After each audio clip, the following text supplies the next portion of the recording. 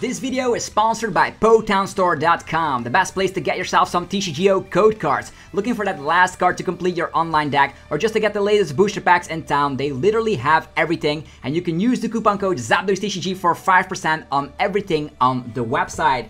Also, this video is sponsored by Cardmarket.com. Cardmarket is a European platform where you're able to buy as well as sell cards to people all across Europe. You can use the referral name ZapDosTCG to help support the channel.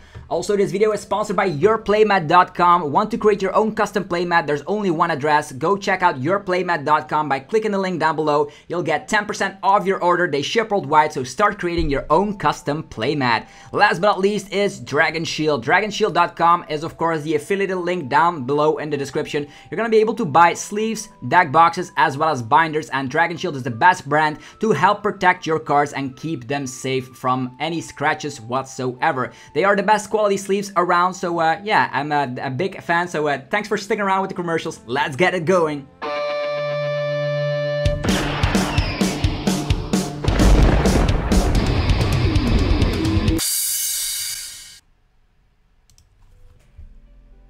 Sup YouTube, it's ZapDosTCG here and welcome back to another TCG video on my channel. On this channel you get daily Pokemon TCG content, so be sure to hit that subscribe button if you're new. Today we're going to be talking about all the best decks in the format that we're going to be seeing at the World Championships. So I've made a tier list over at tiermaker.com with I personally think these are the best decks that have a chance at winning at the World Championships. I even added in some obscure ones and some for long forgotten ones, like for instance Dragapult VMAX, etc. So we're going to be ranking them all of these decks together, so it's gonna be a kind of a long video, but hopefully you guys are in the mood for it. We have of course the tiers. Tier 1 is going to be, of course, obviously some of these will be in top 8 for sure. There's tier 1.5 which lack a little bit of consistency or matchups. Depending on those, you might be lower down. There's tier 2 which are solid decks but don't always showcase in results. Tier 3 is like not a lot of people play that, and then don't play this. Is my personal opinion on why I think you should not play these decks at the World Championships. Also, I will be attending the World Championship, so I'll be vlogging that entire event. If you guys are hyped for that, be sure to stick around because I'll be vlogging everything I possibly can. So we're also going to be doing some practice for World Championship with tabletop gameplay. I've invested in an Elgato multi-mount, so that's going to be also a perfect time to showcase a lot of these decks in action. Without further ado, also as a little disclaimer, if I rank these different to your opinion, be sure to let me know in the comments why you think a deck should be higher or lower up on this ranking. And if I forgot a couple of archetypes, be sure to let me know why they should be included in this list. So, without further ado, let's start off with the obvious one, and that's going to be Palkia, which is the poster boy in this format, it seems. So we have Palkia VSTAR with Inteleon. We see that a lot of players have grabbed to this archetype. We've seen it before in since the Melbourne regionals. We saw that people were grabbing to this. We saw Natalie doing well with it, Isaiah Bradner. So many great players have opted to go for Palkia VSTAR, and for good reason. With its VSTAR power, you can accelerate 3 water energies from your discard pile to any Pokemon you want, and you have access to stuff like Radiant Greninja for additional consistency. Radiant Greninja could also snipe, so if the opponent is not playing Manaphy and they're a one-price deck, they're instantly lost. We're also going to be seeing that Palkia sometimes runs Starmie, yes or no. Sometimes they run a lot of Iridos with Battle VIP Pass. Sometimes they're running Cross Switchers, sometimes they're just running the Boss's Orders. You could be playing Temple of Sinnoh, you could be playing Path to the Peak, you could be playing Training Quarters. A lot of great things, and Palkia slams more damage depending on the bench size of both players, as we've come to know with Suicune of back in the day. But this is, yeah, Suicune on steroids. So Palkia VSTAR, the #1 threat in the meta game right now. Another solid tier 1 deck, of course, is Mew Genesect. Mew Genesect has been around ever since Fusion Strike and it's not going anywhere. So I don't need to introduce people to Mew VMAX. It is consistent. It has the dunk capabilities with Meloetta. You of course can you go for the Pokemon Catcher build, so you can Catcher and Meloetta with Elastasparkle at the same time. You have access to damage modifiers with Power Tablets. You have Draw Power with Genesect, and the only thing that could shut Mew down is Darkness decks and Path to the Peak decks. Other than that, Mew is just going rampant and has pretty much an even matchup against almost all decks in format, just because of its raw consistency, its one-price capabilities in the form of Meloetta. Sometimes they even add in a Deoxys for a third copy of a one-price Pokemon. It's just great all around. The deck list has been known so far, but now people are grabbing more to Palkia, so Mew is just underneath Palkia in the tier 1 slot. Let's talk about Whimsicott, don't play this. The reason why you should not play Whimsicott is because of the fact that Whimsicott right now is not well positioned. There's a lot of decks running basic energies. Think about the Palkia deck already. There's also Turbo Dialga. There's a lot of new decks that are playing basic energies, so Whimsicott is not well positioned, so I personally would not play this. Let's get one of these of each category going in. Let's go for, let's see here, what is a solid tier 1.5 deck. Let's go for that one first, although there's a lot of decks you could also argue here that could be there. Let's go for a solid tier 2 deck. Is Darkrai VSTAR. Sometimes it sees results, maybe 1 or 2 sliding into a day 2 event. It has of course its power behind it. You have tracking shoes, you could be going for the new Pokestop, you have Galarian Moltres has a 1 price archetype, actually a 1 price option, so this deck does it all. The more energies you have in play, the more damage you're dishing out, but you just have to be careful of Starmies that could come in your way. But other than that, like it's a solid deck. If it goes off fast, and you're gonna be able to knock out anything in existence. So a solid tier 2 deck in my book. Let's go for a tier 1.5 deck, right? Tier 1.5 Urshifu. Urshifu is still around. Even though like decks are playing Manaphy, Rapid Strike Urshifu has always been doing very well at these big events because of the great players behind them. We see that the Liverpool Regionals was won by Robin Schills. Tord Ratcliffe has been destroying tournaments with Rapid Strike Urshifu. You can be pairing it with Galarian Moltres and the Dark Package. You can be going for the Octillery Melanie build. Whatever the case is, Rapid Strike Urshifu VMAX is great. Now we even have the Radiant Blastoise allowing you to snipe some damage on the bench, which help you out against the Manaphies. You could also be running Canceling Cologne. Not only are you getting Miltank caught in the crossfire, if you boss up a Manaphy and use Canceling Cologne, you can target it with Gmax Rapid Flow as well. So Urshifu not going anywhere. The popularity of Mew has been dropped down significantly, which means that yeah, Urshifu is kind of a great position right now as a tier 1.5 deck. Let's go for a tier 3 deck. What is a tier 3 deck? Probably going to be, in my opinion, like Single Strike, Umbreon stuff. On paper, you could be winning against everything, but the problem is its inconsistency, and that's why it belongs in tier 3. There are better fighting archetypes out there. There are better darkness archetypes out there, and you're always relying on the Houndooms. And if you have a full bench, Palkia just destroys you because you put damage onto yourself with the Single Strike Roar, and that's why it belongs in tier 3. So now that we have classified all the tiers, let's go dive in. There's so many archetypes to choose from, and I'm very excited to be of course showcasing. A lot of these decks have already been featured in a deck battle video on the channel, so check out that playlist. So you are going to be seeing, of course, what is good and how the decks function. Let's go for tier 1.5 archetype. It is the Mewtwo VUNION above the Rapid Strike Urshifu.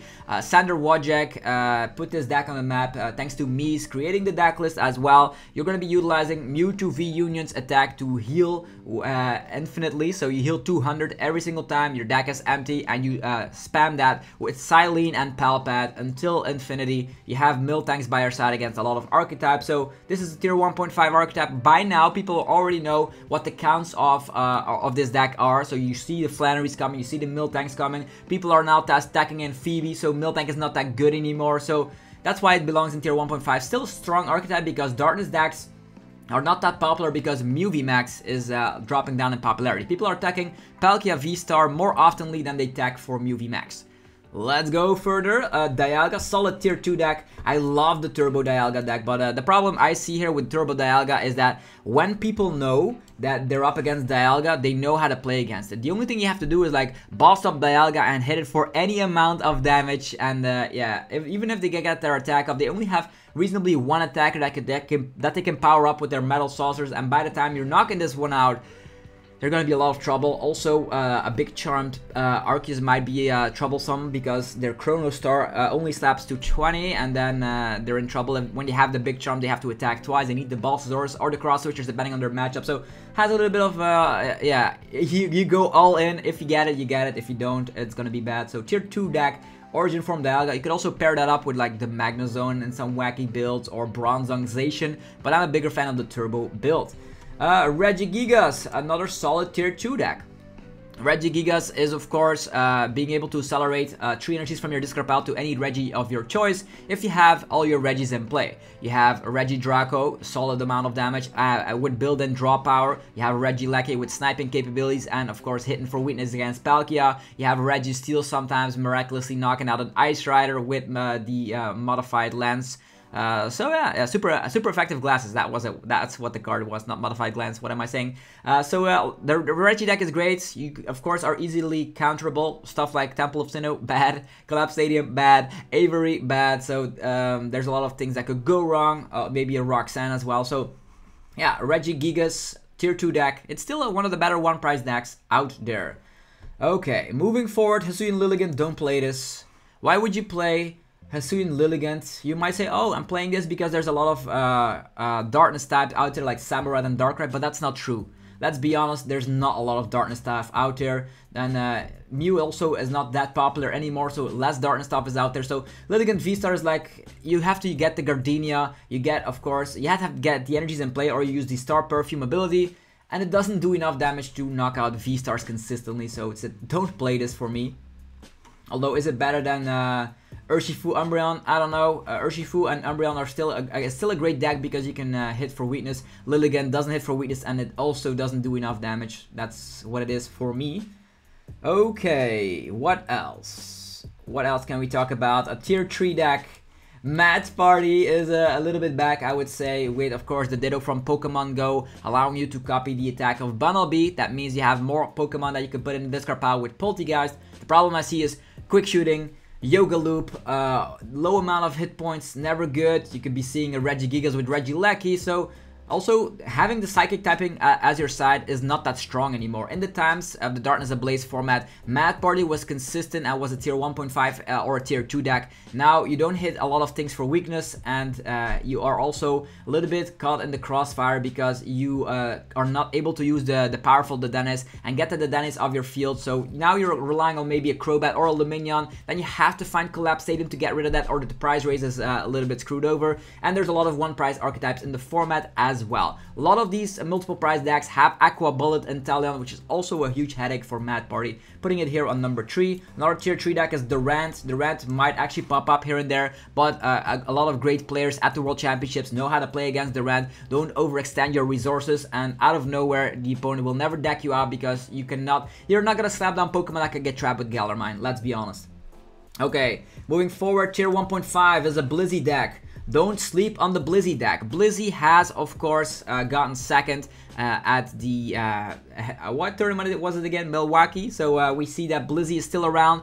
People might now grab to Pokestop to put those energies in the discard pile on top of Radiant Greninja, allowing Blissey to absorb all those energies with its powerful Blissful Blast attack, slapping a lot of damage, absorbing 3 energies in the process. You have powerful Kara's energy for more damage. Double Turbo counts as 2 energies, although the 20 reduction, it's definitely worth it. You can also utilize Capture Energy to find your Dunsparce or Miltank at the correct time. A very solid deck. We saw a lot of Blissey popularity as of late. Okay, there's also, let's see here, Duraludon. Should we put that in tier 2? I put it in tier 2 just because of the same reason. Duraludon is consistent. Or people claim it to be consistent because it's a one-trick pony deck, right? Arceus, you attack, you get your Duraludon set up, and then you just play the stuff you have in hand, right? Research your money, and there's not a lot of complexity going into the deck. But the problem I see here is like, Palkia is of course running on basic energies. Although Palkia might actually sometimes have a hard matchup against Duraludon because of their bench space issues. You do have Echoing Horn, Choice Belt. Sometimes they're playing Leon as well. So I would say just a tier 2 deck because there's a lot of things that it cannot handle. It cannot handle the infinite healing of Mewtwo. It is also having trouble against Mew VMAX with Echoing Horn. Against the Blissey, I don't know. They have the 2 shots. You have the 2 shot. It's like going back and forth. We did see that Duraludon won against Blissey in the Milwaukee Regionals. Should we put it in tier 1.5? For now, tier 1.5. I could still change my mind for a little bit. Moving forward, Rayquaza and Arceus. Tier 2. Any Arceus deck is just tier 2, let's be honest. Rayquaza has the one-hit KO potential and also has that built-in consistency where you can dump your hand and draw 3 cards. So it just gets shut down by Path to the Peak, but the good thing is that you could be tacking in a Radiant Charizard in that list, so that could be a very funky thing for sure. Then Ice Rider is a tier 2 deck as well. Putting it here next to Darkrai and the Origin from the Dialga. You might think, oh, Ice Rider hits the numbers, right? With Choice Belt 280. Well, sometimes, yeah, pure Arceus. Let's talk about pure Arceus as well here. Arceus with Inteleon, if I'm happening to find it anywhere soon.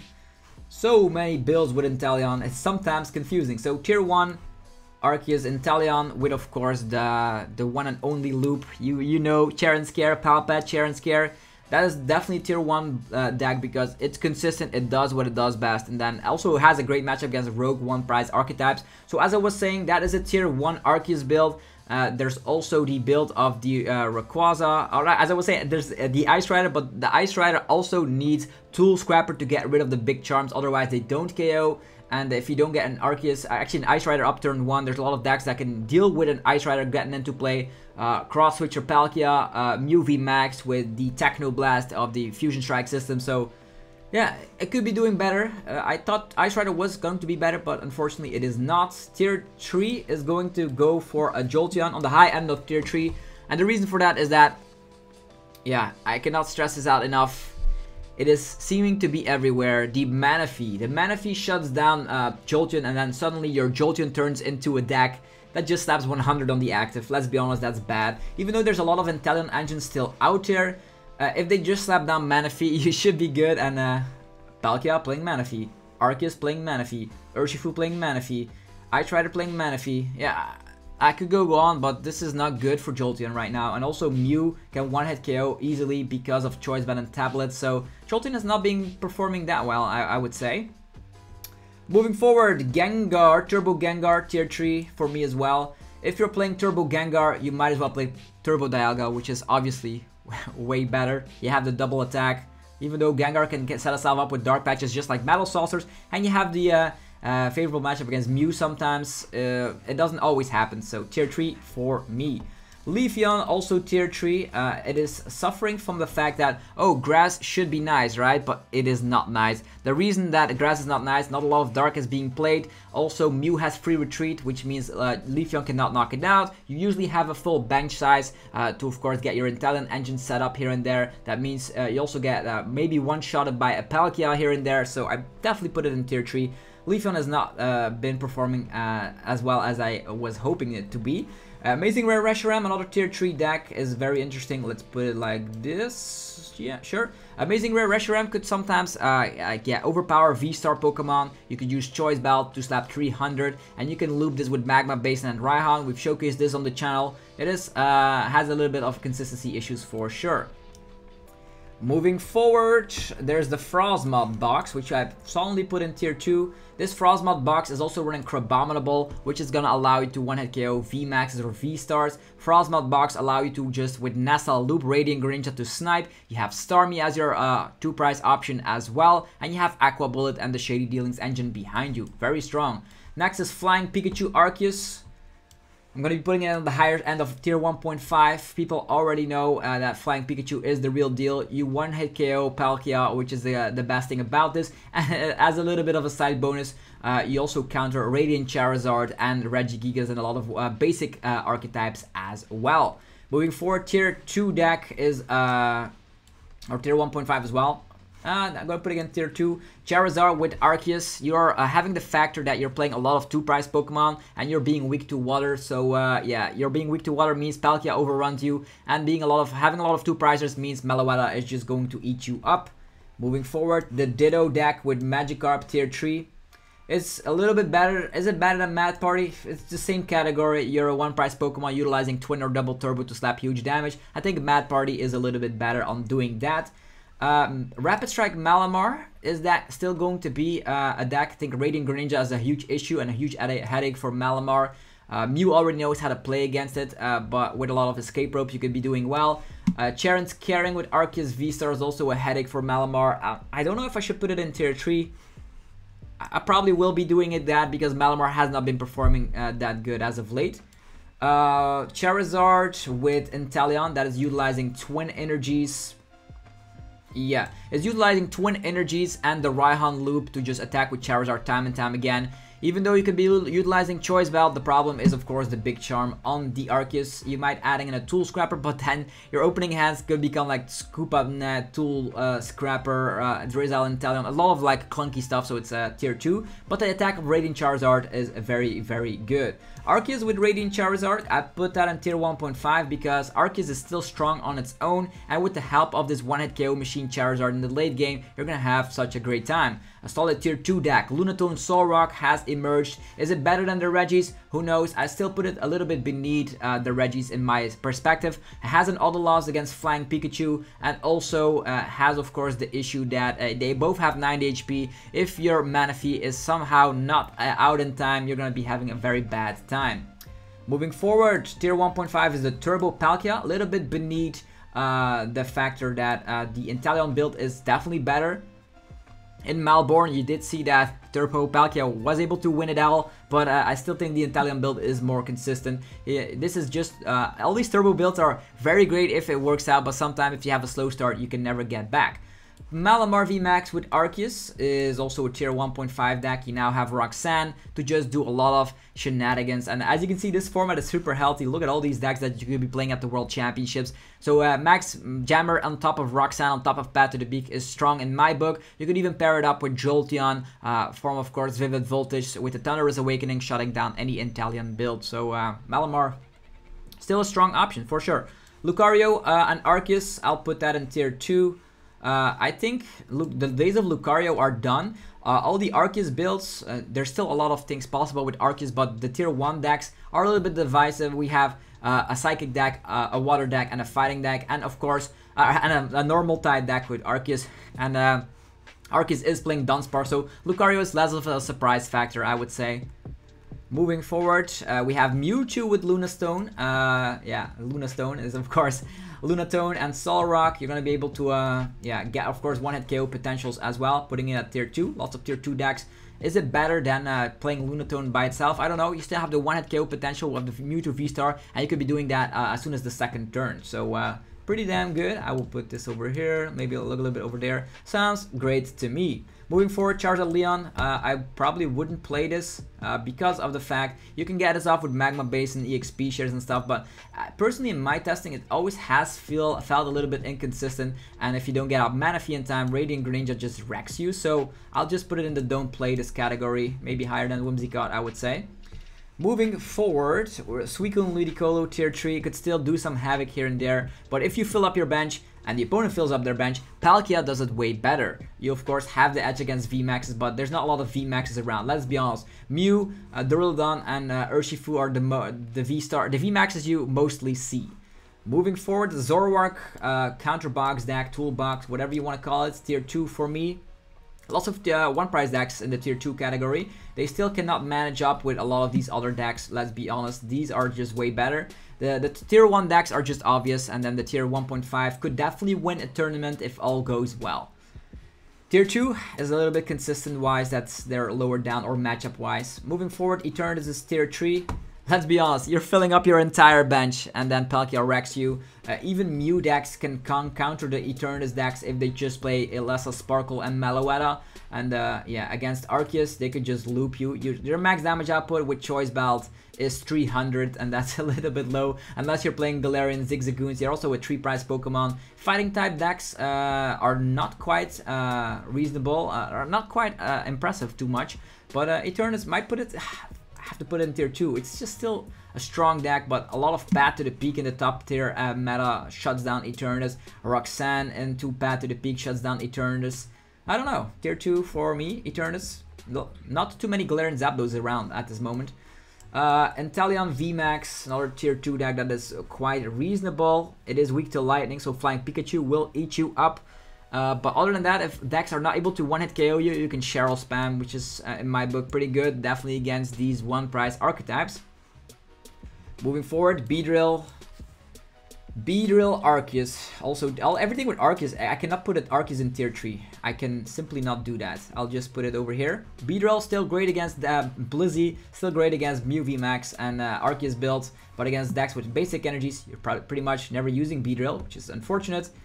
There is the Vikavolt build that has surprisingly done well as of late. You can go with, of course, Ludicolo, or you could just go for the turbo build with E-switches and Galarian Moltres to just item block. I have not seen this quite well, so I probably would just put it in tier 3 for now. Moving forward, Sylveon VMAX builds. It's an Arceus build. I don't want to put it in tier 3, but on the lower end for sure. There's Togekiss VMAX. Togekiss VMAX. You could share and scare into infinity, but the problem is that you always need to find your next Togekiss, which means that they can boss that up and knock that out. So put it in tier 3, even though you can shut down the Inteleon builds. There's Corviknight Arceus. It was very great during one specific period in time. 320 HP is pretty huge though. But it hasn't done that well like the Malamar VMAX, the pure Arceus builds. This could also be meaning with Chinchino, by the way, Duraludon, Blissey. These are all capable of winning tournaments. I would just put Corviknight over here. It is able with Galarian Zigzagoon to slap 280. There's pure Zacian, Turbo Zacian, tier 3 for me. A little bit slow, and there's also a lot of one-price archetypes around. So, and with Brave Blade, you are not able to attack the following turn unless you switch. And if you don't find switch, a little bit awkward. Dragapult, tier 2 deck. As mentioned, less darkness around means there might be an opportunity for Dragapult to shine. Lots of Inteleon builds which you can prey upon, as well as low HP basic Pokemon like the Lunatone and Solrock. Okay, not a lot of decks left. Let's go for Weezing builds. Weezing builds might surprisingly show up. I put it in the same tier as like the Frosmoth, Greninja, Nasalloop. Weezing could shut down, of course, Inteleon builds, could shut down Starbirth, could shut down Fusion Strike system. So Weezing, a sleeper pick for me. Tapu Koko VMAX. Tapu Koko VMAX. Let's just be honest, these decks are also decks I personally wouldn't play, but they could be pretty alright. Yeah, Tapu Koko VMAX is an Arceus build, just like the rest of them. A little bit lower down, even though you hit weakness against Palkia, you're gonna have a little bit of a harder time against Mew VMAX and Arceus builds that use Share and Scare. Okay. Gyarados builds have been performing quite well in the Brilliant Stars format, so are they doing better right now? You can one-hit KO anything with the Memory Capsule and the Gyarados V, so that's always super interesting. Lots of lightning being played in the Crossfire, so you are going to be lower down, unfortunately. And then Stonejourner. Is there any means of playing Stonejourner in this format? I think it's a little bit clunky. Sometimes you get Roxanne or Marnie into Oblivion, so tier 3 for me. There's a pure Arceus build with Chinchinos and just Jolteon, which is actually the list that won the Bremen Regionals because of Philip Schultz, if I'm not mistaken. I'm gonna put that in tier 1.5 because that does seem strong, shutting down Inteleon engines and just being Arceus by itself. Moving forward, Samurott is also a sleeper pick. Not a lot of people have tested out Samurott before, but it could surprisingly come out of nowhere. Put it in tier 2. Then there's the one prize Galarian Moltres Inteleon build. It's the same build that you could be playing with the Zoroark in there or with a Radiant Charizard, so I'll put those to the side. As mentioned, you could be weak against Marnie builds, but with Baby Moltres and Zeraora, you counter some of the top decks in town. And then last but not least is Mewtwo V-Star with Shadow Rider Calyrex. Is that better than the Lunatone and Solrock builds? Probably not, but it's still strong. Put it in tier 2 as well. Yeah, so this is the tier list for the World Championships 2022 in London. I'll be attending that event and I still don't know what to play, but if you guys also don't know what to play, you probably should be picking one of these decks in the higher end. The tier 1 and tier 1.5 are definitely decks you're going to be seeing on the streams of the World Championships, and we're going to be seeing maybe one of these decks winning in the end. Tier 2 decks could also win, but they need a huge amount of luck. They need luck with their matchups, and they also need luck with their draw power because they're a little bit inconsistent at times. Then the tier 3 decks are just decks that are around, are still a thing, but I don't expect these to do well. So tier 3 decks is just for fun, I guess, and don't play this. There's a good reason. I probably wouldn't play Charizard, Whimsicott, or Lilligant, but that's just my opinion. Let me know down below what you think about this tier list. If you have any ideas for future videos or what you would play at the World Championships, be sure to let me know in the comments down below. If you enjoyed the video, be sure to let me know by rocking the hell out of the like button.